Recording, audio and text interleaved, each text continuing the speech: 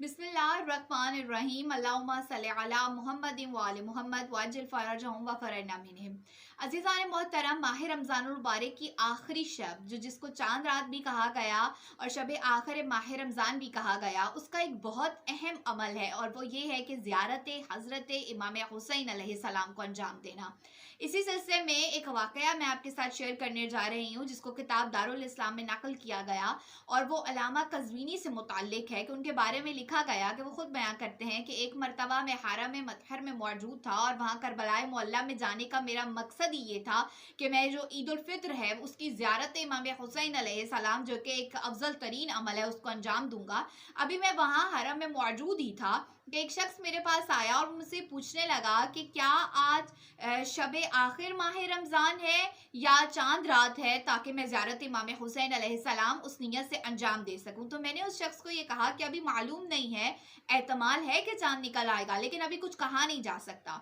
कि इसी अवस्था में वो फरमाते हैं कि मेरे पास एक ऐसे शख्स मुझे नज़र आए कि जिनके जिस्म से जिनके बुजुर्गी ज़ाहिर होती थी और जिनके लिबास से जो अरब के एक जाहो जलाल और हैबत और रोब और दबदबा था वो जाहिर होता था, और उनके साथ दो और अफराद भी मौजूद थे। वो आए, मेरे पास रुके और जिस शख्स ने मुझसे सवाल किया था उसको ये कहने लगे कि ये शब आखिर माह रमज़ान है, शब ज़ियारत है, बस तुम ज़ियारत को अंजाम दो। तो मैं फ़ौरन उनसे मुखातिब हुआ और मैं ये कहने लगा कि आप ये किस बुनियाद पे कह रहे हैं, आया कि आपको मालूम है या जंतरी के हिसाब से या किस हिसाब से आपने इस बात को कहा है। लेकिन उन्होंने मेरे इस सवाल की जानिब कोई तवज्जो नहीं दी और कहने लगे कि मैं कह रहा हूँ कि ये शब ज़ियारत है तो बस ये शब ज़ियारत है। ये कहकर वो आगे हरम की जानिब बढ़े।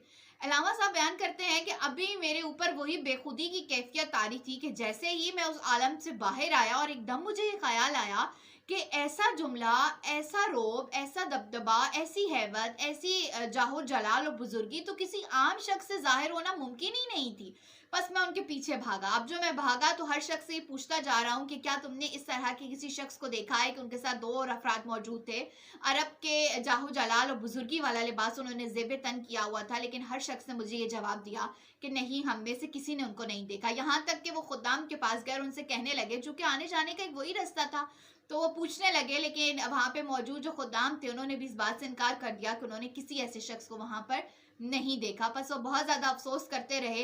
क्यों? इसलिए कि वो वक्त के इमाम हज़रत इमाम ज़मा अलैहिस्सलाम थे जो कि वहाँ पर तशरीफ़ लाए थे और उन्होंने एक ज़ायर को कि जो ये पूछना चाह रहा था कि शब ज़ियारत है या नहीं, उसकी रहनुमाई फरमाई थी।